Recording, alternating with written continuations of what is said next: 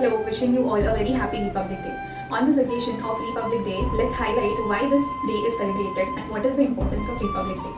So, as we all know that our Indian Constitution was registered on 26 January 1950. What is the importance of this Indian Constitution and how it started? So let's have a look on that. Our Indian Constitution, which is the longest written constitution in the world, consists of 448 articles, which is divided into 25 parts, 12 schedules, and numerous amendments. India is a secular state. The Indian Constitution ensures no state religion, treating all religions equally and providing freedom of religion and fundamental rights. First Republic Day parade in 1950 was held in Irving Amphitheatre, now known as Major Dhyanchand National Stadium.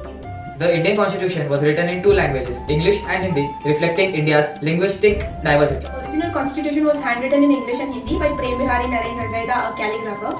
It was not printed but meticulously handwritten and decorated by artists from Shantiniketan. India has conducted over 70 Lok Sabha elections since 1950, proving the strength of its domestic. Unlike many federal nations, India provides single citizenship to promote national unity and integrity. 65% of the population under 35. The youth are the driving force of our republic.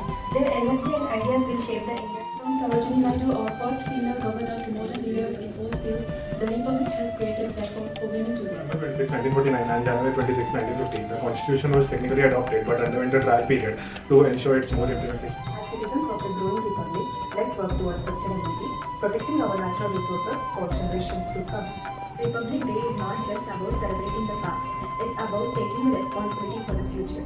Let's pledge to uphold our constitution, embrace diversity, and work toward a stronger, more inclusive India. This day even more special by remembering one of the famous quotes, "An eye for an eye makes the whole world blind." As Dr. B.R. Ambedkar said, we are Indian firstly and lastly. Let's carry this thought in our hearts every day. Jai Hind.